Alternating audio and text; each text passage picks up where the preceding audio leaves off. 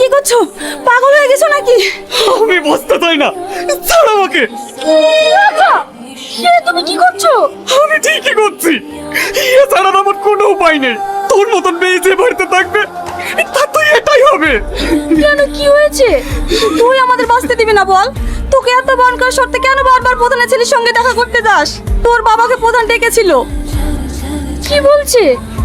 কি বলছে সেটা তোকে জানতে হবে না, তবে তুই একটা কথা জেনে রাখ, আজকের পর থেকে যদি তুই ওই প্রধানের ছেলের সঙ্গে দেখা করতে চাস তাহলে আমার মরা মুখ দেখবি।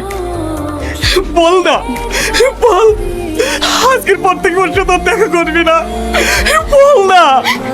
ঠিক আছে আব্বা, আমি তোমাকে কথা দিলাম, আমি আর ওর সঙ্গে কোনোদিন কথা বলবো না, আর কোনোদিন দেখাও করবো না। রাহুল! আমি তোমাকে কলকাতায় পাঠিয়েছিলাম যাতে তুমি তোমার নিজের ক্যারিয়ারটাকে তৈরি করতে পারো, আর তুমি সামান্য একটা মাঝের মেয়ের জন্য তুমি তোমার নিজের জীবনটাকে শেষ করে দিচ্ছ। তুমি এটা ভেবো না যে আমি তোমাকে ওই মেয়ের সঙ্গে বিয়ে দেব। তুমি যত তাড়াতাড়ি পারো ওই মেয়েটাকে ভুলে দেওয়ার চেষ্টা করো, নইলে ওই পরিবারের কেউ বেঁচে থাকবে না, কেউ না। অল্প দিনই তোমার বিয়ে, এই কটা দিন বাড়ির বাইরে বেরিয়েও না। মিষ্টি, রাহুল বাড়ি এসেছে, কিন্তু ওকে নদীর ধারে একটা মেয়ের সঙ্গে বসে থাকতে দেখলাম। কি? তুই এখানে কি করছিস? একজন গার্লফ্রেন্ড বয়ফ্রেন্ড কি করতে আসে জানিস না নাকি? দেখা করতে এসেছে। রাহুল, ও এসব কি বলছে?